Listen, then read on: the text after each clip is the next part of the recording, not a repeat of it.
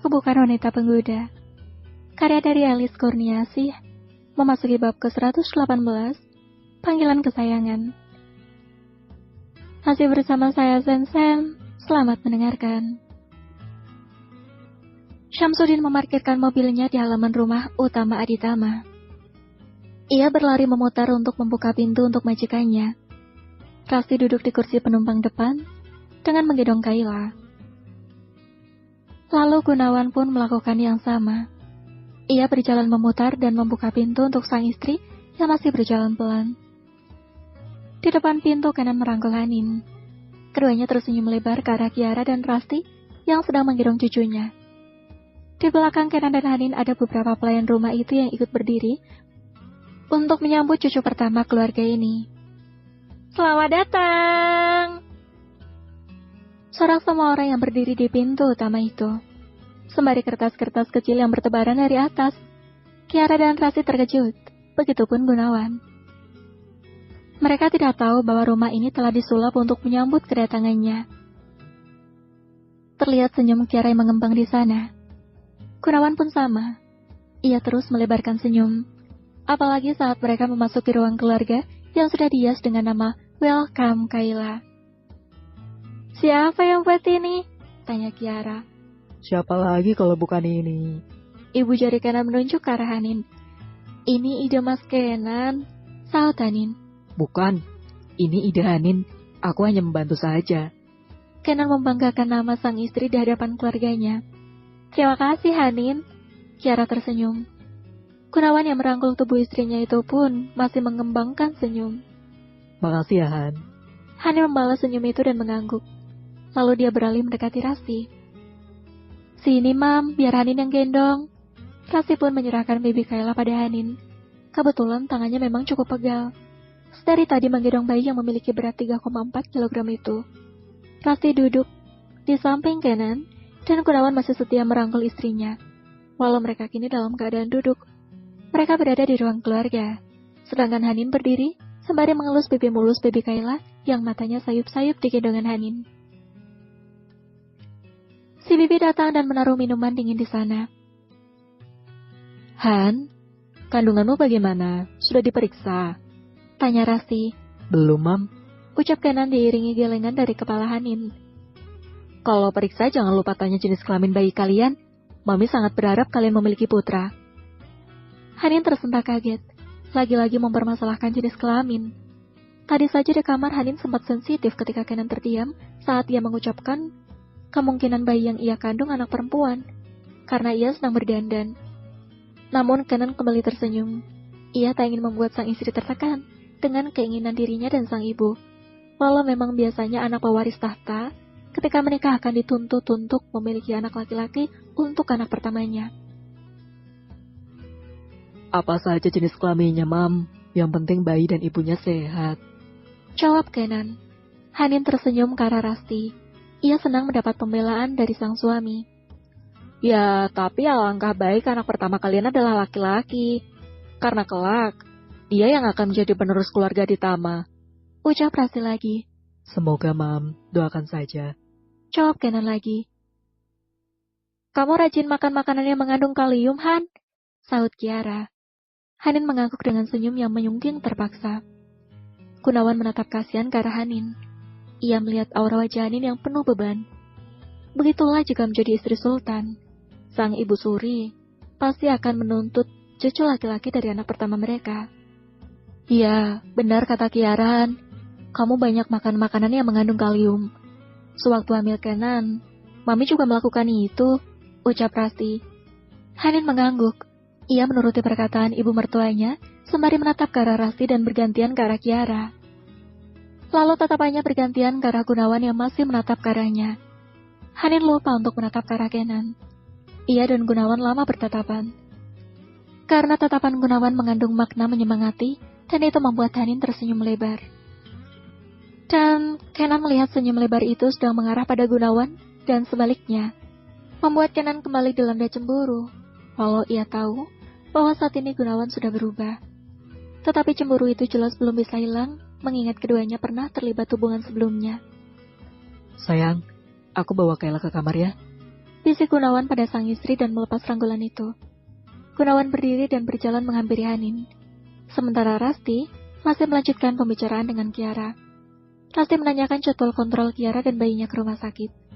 Begitu juga kontrol kesehatan untuk Kun. Sini Han, Kayla aku bawa ke kamar saja. Kun mengambil putrinya dari tangan Hanin. Iya mas, ini. Hanin menyerahkan bayi cantik yang akhirnya memejamkan mata itu pada sang ayah. Kayla nampak sedikit terbangun karena gerakan tubuhnya yang ingin dipindahkan. Namun dengan cepat, Hanin mengelus kening Kayla. Saat bayi itu sudah berada di dalam gendongan Gunawan, gerakan refleks Hanin sontak membuat mereka sangat dekat. Kayla bangun mas. Hanin kembali mengelus kening bayi cantik itu. Tidur lagi ya sayang. Gunawan menengadah ke arah Hanin. Kalau kamu jadi ibu, pasti lembut Han. Hanin tersenyum. Ia mengalihkan pembicaraan. Anak kamu cantik mas. Kenan melihat jelas adegan itu, seketika otaknya memanas. Karena Hanin dan Kun terlihat romantis, walau Kiara dan Rasti tidak melihat itu. Mam, setelah makan malam kami pulang ke apartemen. Ucap Kenan lantang membuat Rasti dan Kiara yang sedang berbincang langsung menoleh. Mata Hanin pun tertuju pada Kenan dan Rasti. Kemudian Gunawan berlalu ke kamarnya untuk menaruh Kayla pada box tidurnya sendiri. Loh, kamu tidak menginap di sini? Tanya Rasti sedih. Iya, kakak tidak menginap di sini saja. Kiara pun bertanya yang sama. Kenan menatap ke arah Hanin. Kamu mau menginap di sini? Hanin melihat tatapan Kenan yang tajam ke arahnya. Terserah, aku ikut kamu. Kalau begitu, kami tidak menginap, Mam. Karena ada pekerjaan yang harus Kenan selesaikan. Dan kebetulan berkasnya ada di sana. Rasti menghela napasnya. Ya sudah. Kakak kirain nginep di sini. Katanya mau main sama Kayla. Saut Kiara. Ya, lain waktu. Aku kesini lagi. Paling bulan depan baru main kesini. Kakak kan sibuk terus. Kata Kiara dengan nada manja. Kiara benar. Kemungkinan memang minggu depan, Kiara akan disibukkan dengan pekerjaannya. Bahkan ia akan sering keluar kota atau keluar negeri. Dan sepertinya, Kenan tidak mengizinkan sang istri untuk mengunjungi rumah ini sendirian tanpa dirinya. Ia tidak ingin Hanin sering bertemu dengan Gunawan. Setelah makan malam bersama Rasti selesai, Kenan langsung mengajak Hanin pulang. Mereka sampai di apartemen sekitar pukul 8 malam. Kenan langsung mendudukkan tubuhnya di sofa dan menelentangkan kepalanya pada punggung sofa itu. Ia memijat pelipisnya. Seharusnya ia memberi kepercayaan pada Hanin dan Gunawan. Namun, entah mengapa, rasanya sulit. Ia terlalu pencemburu. Kamu haus? Aku buatkan minum? Tawar Hanin. Kenan melihat ke arah sang istri dan mengangguk. Hanin ke dapur dan menekan dispenser. Kenan memang tidak terlalu menyukai air dingin. Berbeda dengan Hanin, yang justru tidak bisa meminum air putih biasa, karena rasanya antah dan tidak enak. Kenan memeluk Hanin yang kembali berdiri tegak, setelah air di gelas itu terisi penuh. Jangan ke rumah Mami sendirian. Jika kamu ingin ke sana, harus bersamaku. Ucap Kenan lirih di telinga Hanin. Kenapa? Aku masih cemburu jika kalian berdekatan. Saut Kenan. Hanin membalikkan tubuhnya. Cemburu? Kenan mengangguk. Dengan siapa? Tanya Hanin bingung. Pasalnya di otak Hanin tidak berpikir seperti apa yang saat ini Kenan takutkan. Gunawan. Ya ampun Ken. Hanin menepuk keningnya. Bahkan kamu masih memanggilnya Mas. Sedangkan denganku, hanya jika di depan Mami saja. Ken. Hanin tersenyum. Ia tak menyangka bahwa Kenan masih saja menyimpan rasa cemburu pada Gunawan. Hanin mengalungkan kedua tangannya pada leher Kenan. Baiklah, kamu mau aku panggil apa? Tanya Hanin. Kenan pun melingkarkan kedua tangannya pada pinggang Hanin. Panggilan kesayangan. Kan jelek, ucap Hanin. Itu dulu. Sekarang mau yang lain. Hanin kembali tertawa.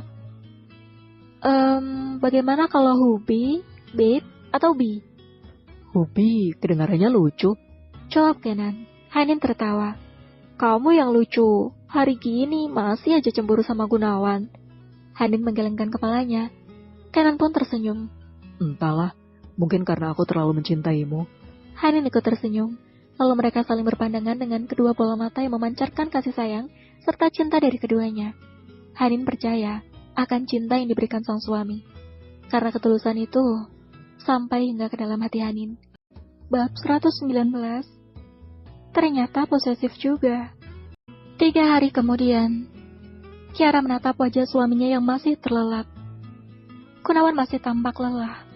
Pasalnya, setiap malam ia selalu siaga, terbangun ketika Kayla menangis, meminta susu. Untungnya sebelum tidur Kiara memang sudah menyiapkan ASI untuk putrinya yang akan terbangun tengah malam.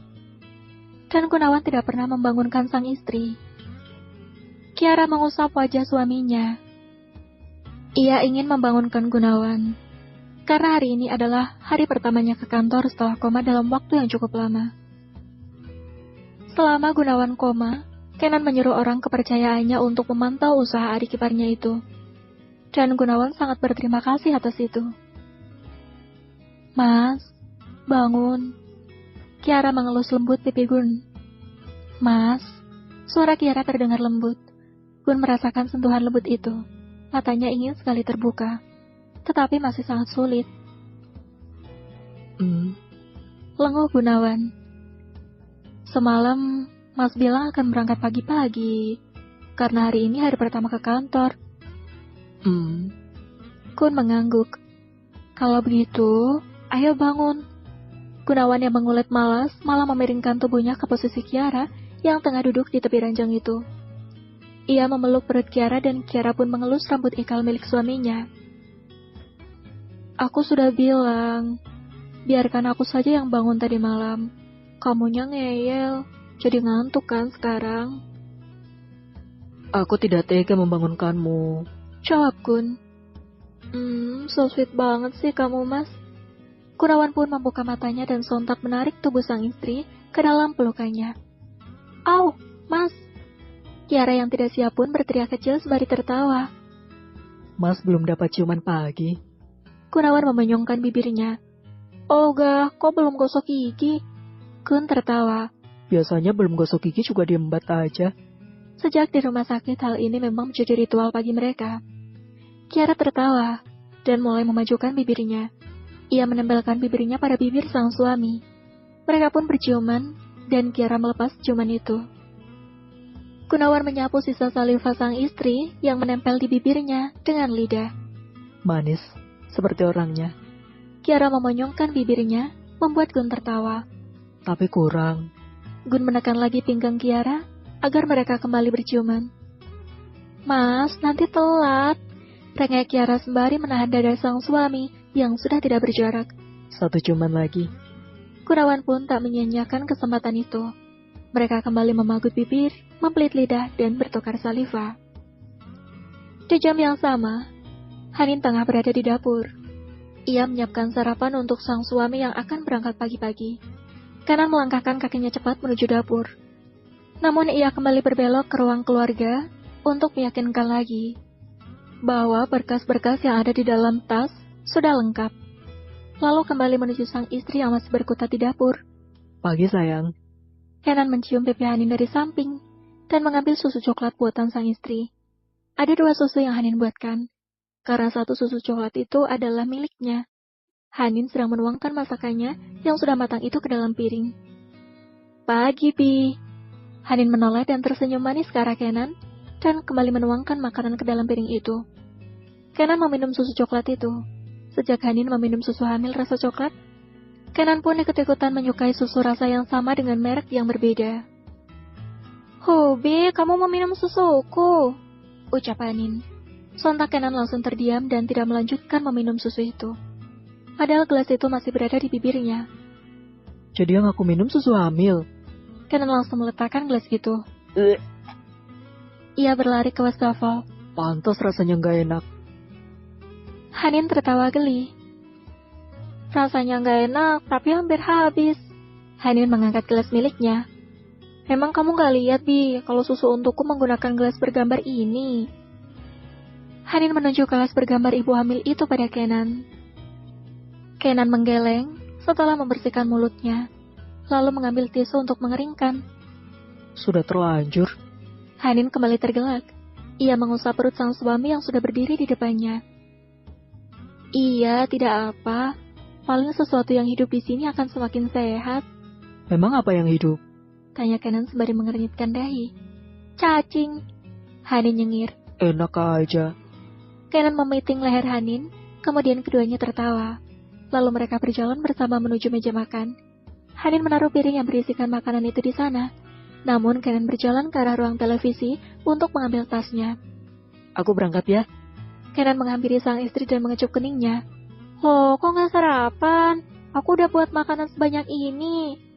Rengek Hanin melihat ke arah makanan yang sudah ia siapkan sejak pagi-pagi sekali. Aku buru-buru sayang. Pagi ini ada pertemuan dengan rekan bisnisku. Vicky belum pulang? Tanya Hanin. Belum, baru 3 hari. Dia izin 1 minggu. Tangan Kenan masih setia di pinggang sang istri dan mengajaknya untuk berjalan hingga ke depan pintu apartemen itu. Kalau begitu nanti aku ke kantor untuk membawakan makanan untukmu. Hanin merapikan kembali dasi Kenan. Kenan tersenyum. Baiklah, aku tidak akan memakan makanan apapun nanti. Hanin ikut tersenyum. Aku berangkat. Kenan membuka pintu itu dan berpamitan lagi. Tunggu. Hanin menahan lengan Kenan dan berjinjit. Ia membagut bibir itu sebentar, lalu dilepaskan. Nakal, sengaja memancingku. Ucap Kenan yang memang tidak pernah bisa sebentar jika bibir mereka bertemu. Hanin nyengir. Ia memang sengaja menjahili Kenan. Kenan mencubit pipi Hanin. Nanti sore aku akan mengantarmu belanja. Benarkah? Tanya Hanin dengan mata berbinar. Pasalnya semalam Hanin mengajaknya, tetapi Kenan menolak dengan alasan masih ada pekerjaan yang belum diselesaikan. Aku tidak bisa menolak rengekanmu. Kenan mencubit ujung hidung Hanin. Terima kasih, My Hubi. Sama-sama. Kenan sengaja mengacak-acak rambut Hanin dan langsung pergi. Hanin cemberut karena rambutnya berantakan. Sedangkan Kenan menoleh ke belakang dan tertawa, lalu kembali berjalan ke depan. Di supermarket, Kenan mengikuti sang istri yang memilih keperluannya. Hanin menoleh ke arah kiri dan kanan. Entah mengapa selama mereka berjalan, setiap wanita selalu melihat ke arahnya. Kenan yang cuek tidak menyadari itu. Ia asyik mendorong troli dengan sesekali membalas pesan singkatnya bersama Vicky saat Hanin berhenti dan memilih barang yang terdisplay di sana. Kenan tampak semakin matang dan tampan. Ia menggulung lengan kemeja panjangnya hingga siku, sembari mendorong troli. Gaya Kenan memang pantas untuk diagumi para wanita. Kamu membeli diapers? Tanya Kenan saat Hanin mengambil 3 bungkus besar diapers bayi yang baru lahir. Iya, ini pesanan Kiara. Oh. Kenan mengangguk. Hubi, ayo. Hanin mengeratkan tangannya pada lengan Kenan. Kenan menatap lengan Hanin yang menempel erat, sedangkan ia harus mendorong troli. Membuat mereka berjalan tak leluasa. Kamu kenapa, sayang? Tanya Kenan melihat sikap tak biasa sang istri. Dari tadi banyak wanita yang melihat ke arahmu. Dia nggak tahu apa kalau istrinya ada di samping. Masih aja matanya ngeliatin laki orang. Ketus Hanin dengan bibir komat kamit. Kenan tertawa. Masa sih? Ia pura-pura tidak percaya. Padahal sejak sekolah ia memang selalu menjadi idola para kaum hawa. Namun tidak satupun yang ia tanggapi. Iya, lihat aja tuh. Hanin menunjukkan wanita-wanita yang tadi menatap lapar sang suami dengan bola matanya. Yang mana? Tanya Kenan lagi memancing kecemburuan sang istri. Jangan dicari. Sontak Hanin menarik dagu Kenan agar berjalan lurus ke depan. Kenan tertawa senang. Lalu mereka kembali berjalan lagi. Sayang, aku cari alat pencukur jenggot ya. Ucap Kenan pada Hanin. Hanin menoleh ke arah suaminya. Di mana? Mungkin di arah sana. Kenan menunjuk tempat yang cukup jauh. Enggak. Hanin kembali menarik lengan Kenan. Harus bareng aku. Nanti kamu digodain cewek-cewek genit. Kenan kembali tertawa. Ia baru mengetahui bahwa sang istri ternyata posesif juga. Di salah satu wanita yang sedang menatap Kenan dari kejauhan, ada anak laki-laki yang merengek, ingin menemui suami Hanin itu. Mama, itu Om Kenan yang ada di majalah-majalah ayah kan? Wanita itu mengangguk. Aku ingin menemuinya, Ma. Aku ingin meminta tanda tangan. Anak laki-laki itu sangat mengidolakan Kenan. Karena selain Kenan terkenal sebagai pengusaha muda sukses, ia juga pernah beberapa kali membintangi iklan sewaktu masih berpacaran dengan Vanessa. Itu pun atas desakan Vanessa, dan Kenan malas berdebat jika menolak. Nanti saja, Om Kenan sedang bersama istrinya. Besok saja pas acara launching buku Om Kenan. Kamu bisa langsung meminta tanda tangan di halaman depan buku itu. Salah satu penerbit tertarik dengan kesuksesan Kenan, dan penerbit itu meminta Kenan untuk berkenan menulis biografi tentang hidupnya. Dari kecil, hingga menjadi sukses seperti ini. Kenan pun menyetujui, dan besok buku tentang biografinya ini akan beredar. Kenan sengaja tidak memberitahu Hanin, karena akan ia persembahkan untuk sebuah kejutan. Karena nama Hanin tertera di beberapa lembaran terakhir buku itu. Hare! Seorang anak laki-laki yang baru berusia genap 12 tahun. Namun setelah ayahnya meninggal, anak itu semakin menyukai bisnis, dan sering membaca buku-buku yang ada di ruang kerja ayahnya. Dan ternyata sang ayah dulu juga sangat mengidolakan Kenan, pria sukses di usia belia, padahal usia mereka tak jauh berbeda. Namun ayah anak itu tidak seberuntung Kenan. Wanita itu pun ikut tersenyum sembari melihat lagi ke arah Hanin dan Kenan bergantian. Namun ia lebih lama memandang ke arah Hanin. Beruntung sekali wanita yang menjadi istrinya. Gumam wanita itu. Bersambung. Terima kasih sudah mendengarkan.